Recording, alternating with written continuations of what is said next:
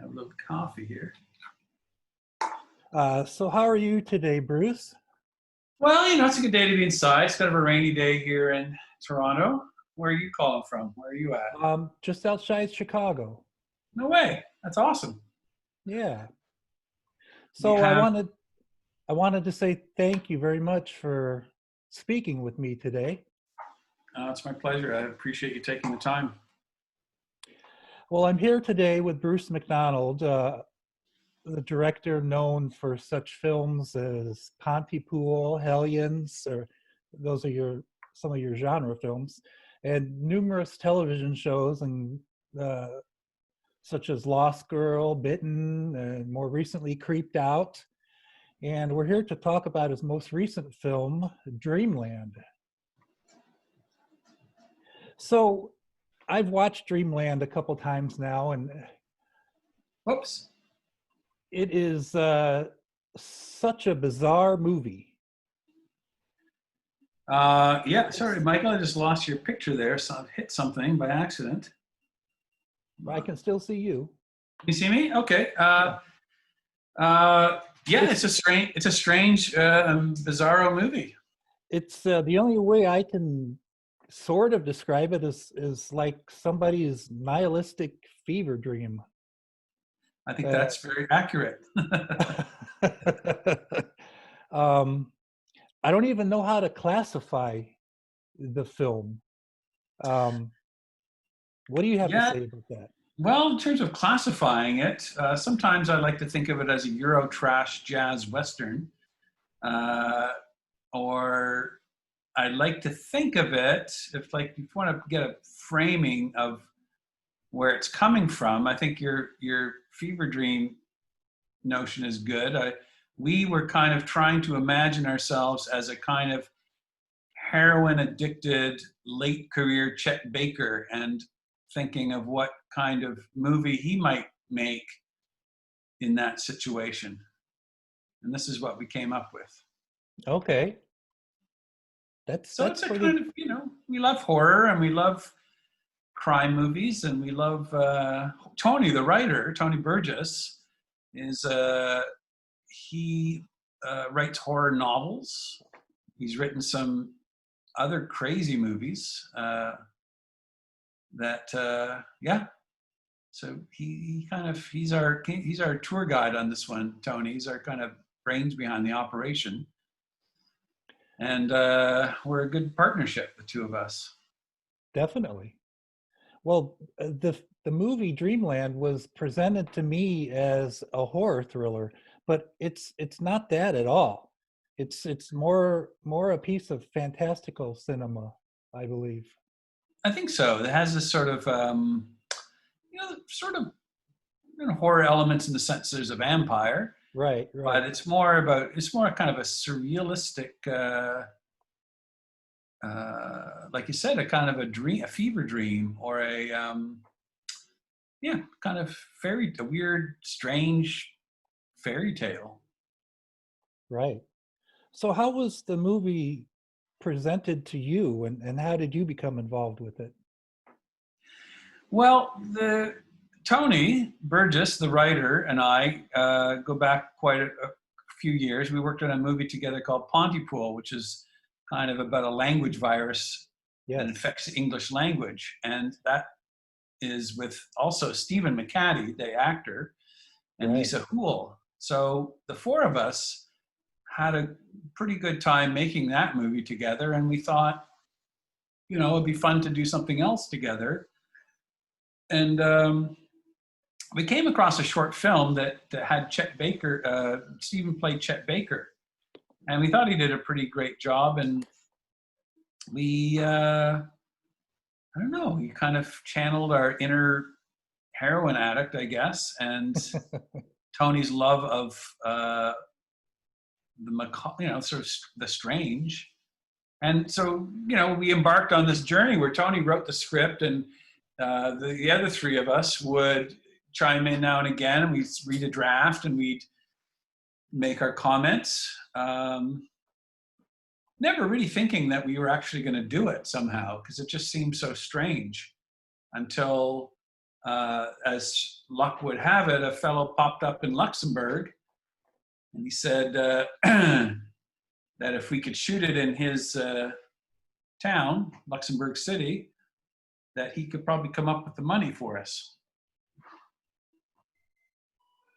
Well, the location for the film is just amazing. It's just so beautiful, and I think surreal as well, which fits in very well with the framework of the movie. Yeah, it has, Luxembourg is a strange city. It has a kind of fairy tale quality. It's a very rich place. It's right between Belgium, France, and Germany. It's like this little pocket, and there's a lot of diplomats there. There's a big European Congress there,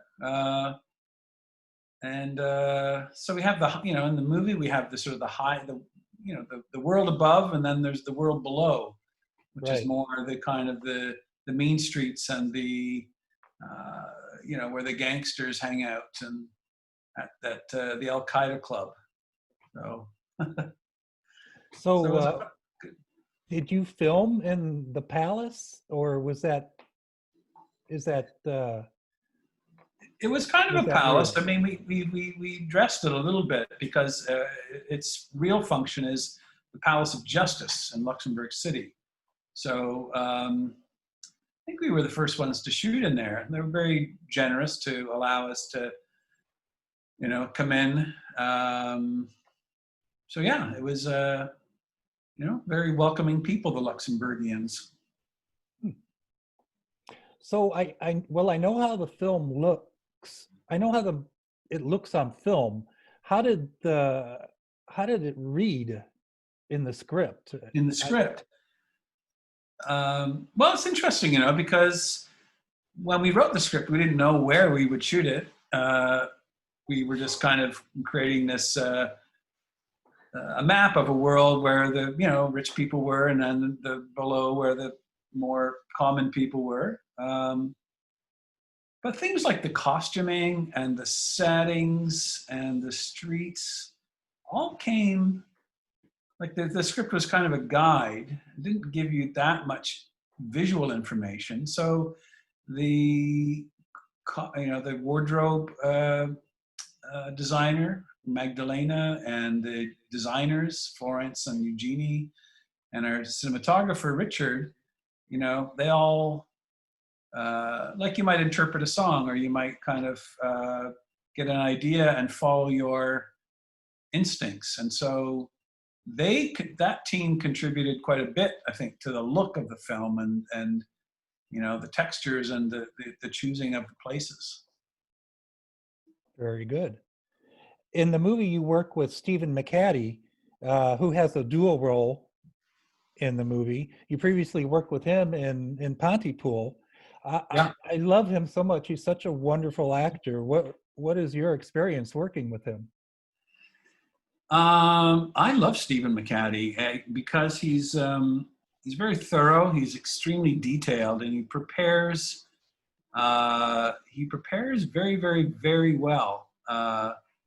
He thinks about all the details. He thinks about what's in his pockets, or his character's pockets. He thinks about his hair, like a good actor will do. Like a finger? And what's that? Like a finger? Absolutely.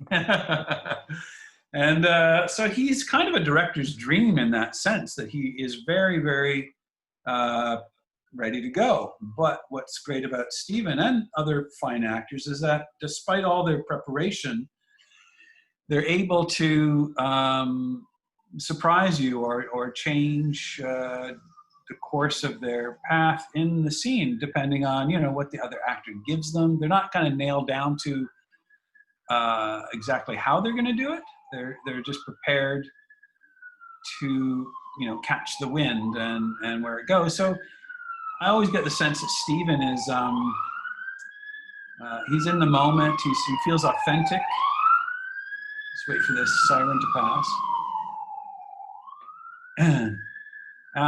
So he surprises me. That's why I love watching him, because he always brings a little surprise. He does the unexpected. There's a fearlessness about him. And he's just a great guy to collaborate with. Yeah, I love him in almost anything he does. Um, the rest of the leads in the film, including Juliette Lewis and Henry Rollins, Mm. how were you able to get them, and what was your experience with them? Well, sometimes, you work long enough in this game and, certain people you have the opportunity to work with a few times. So I had worked with Henry on a TV series out in Vancouver quite a while back. But I remembered him fondly. And Juliet, I'd worked with on a movie quite some time ago as well. So when we created the parts, Tony's parts in the script, the Countess and Hercules, those are kind of the first people that came to mind. So it helps to have a slight relationship or a prior relationship to them because they, at the time we had a great time working together. So when I came calling again, they were excited to hear from me, and it wasn't hard to convince them to come, and I'm happy that they did. Yeah, me as well. They both, especially Henry Rollins, he plays such a crazed, almost maniac in this movie. Well, that's great. I think he would be very happy to hear that. Henry was the sort of the junior actor in a way. So because Juliet and Stephen, they've been acting since they were teenagers. Right. And, Henry, as you know, comes from another discipline. And, he has been acting, a fair bit, I guess. I mean, he's Sure. gotten, he enjoys it a lot, and he has getting more and more experience and getting very comfortable with it. But still, he felt a bit like the new guy, But Juliet and Stephen were both very welcoming and helpful. But Henry's great. He's a gentleman. He is one of the hardest working guys I think I've ever met. He's very eclectic in his tastes of things, and he runs a book publishing company. He writes a column for newspapers. He does his touring show, his spoken word show, which is really amazing. So yeah, I'm very, very much impressed with Henry Rollins, and yeah, I'm really proud that he's in our movie. Awesome. I've been impressed with several of the projects I've seen him in as well. But I wanted to ask you one quick question about the Count. He is a vampire among Nazis, gangsters, and all other sort of eclectic people in your film. He doesn't have he's a vampire with not a real big role, but I just wanted to see if you could touch on him briefly. Yeah, Thomas Lemarquis. He's a actor. He's a really terrific guy. He's originally from Iceland. Some of your listeners would remember Thomas from the new Denis Villeneuve Blade Runner film, where he plays the librarian. He has a scene early-ish on in the movie, and a number of other really great roles. Okay. He came to it, and he's very excited. He says, "Bruce, ever since I was little, I've always wanted to play a vampire. So this is my first time playing a vampire." So he was very excited. And in the movie, he marries a 12-year-old girl. Right. That's a big wedding scene, and so he was kind of thinking about that a lot. And he asked me, he says, "Do you think it would be okay if my character imagined this girl as like a piece of chocolate cake?" And I was like, "Huh." He says, "Yeah, that way, it sort of avoids sort of some questionable morality and allows me to really focus on the excitement of this desire, right? If I imagine her as a piece of chocolate cake, it makes the character of the vampire, gives him a kind of innocence and a kind of an excitement and a kind of yeah, a kind of a glimmer. And I thought, okay, well, that's not what I had in mind originally. I was thinking more the Bela Lugosi, Christopher Lee, vampire, the kind of the stoic, you know, scary vampire. Right. And I think he did a really, if that choice was really interesting, and I was really pleased and really surprised by Tomas's choice, and I think it plays really nicely. I definitely agree. He had kind of a sinister quality about his performance. Yeah, sinister, but with this kind of glee inside, like he just Yeah. couldn't wait to, get through this ceremony and run off with his chocolate cake. Well, we're running a little short on time. I would get yelled at if I didn't ask you at least one question about Pontypool. Um, Okay. that's become kind of a cult film in the years since it's come out. What do you recall about directing that film? And are you surprised about how it has become kind of a cult film these days? Well, I'm surprised and I'm delighted. I mean, sometimes the film, you put it out there, you're not quite sure. We're independent filmmakers, so we don't have a big machine to kind of reach out to people. And so I think it's over the years, it's become people that have seen it and they talk to their friends. It's people like yourself who are very knowledgeable about movies and are act as a guide to people. That people look to you to kind of curate and to kind of point them in directions that they might not be able to find out, themselves. So, it's really a nice feeling when a project like that does find its people eventually, because sometimes when it first comes out, it takes longer than you think. So yeah, and lately in this time, this idea of a virus and this kind of strange time that we're all living through together, there's a neat echo in Pontypool about Right. that. It has this sort of strange, a very strange and unusual virus. So I think people are kind of attracted to that because they don't have to think about the reality of the situation. It's a nice kind of echo of what's sort of going on. I agree. It Yeah, is. It is for sure. Just one final question for you, Bruce. yeah. What's ahead for you? What do you have coming up that you're working on? Well, Tony and I are kind of continuing to work on a script together, Tony Burgess. There's a few things in play. One thing in particular, I don't know if you're a fan of graphic novels or that Oh sort of yeah. thing, but there is a fantastic, if you want to kind of embrace the world of the strange and the the dreamlike, there's a fantastic graphic novel. It's called Yummy Fur, and it's written by a fellow named Chester Brown. And it's an underground, I guess you'd call it underground graphic novel. It originally published in the late 80s, I think.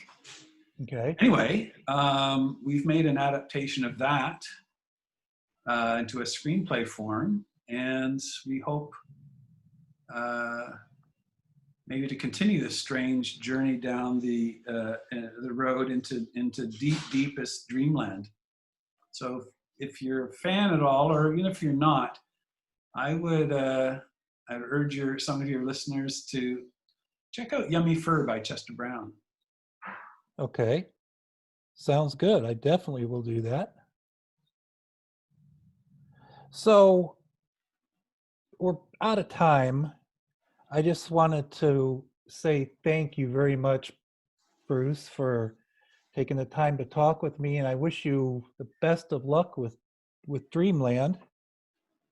And I just want to tell you to have a good day, and I appreciate it so much. Well, thank you. And before I go, I want to say hello. There's a friend of mine who is in Chicago. He's a professor of philosophy at DePaul University. Oh, And okay. he's Peter Steves. And he is actually believe it or not, the production philosopher on Dreamland. So I'd like to send a big hello to Peter from your faithful director, Bruce. Well, all right. Okay. Well, thank you again, Bruce. I really All right. appreciate it. I look forward to the next time. All right. Thank you. Bye-bye. Okay. Yeah.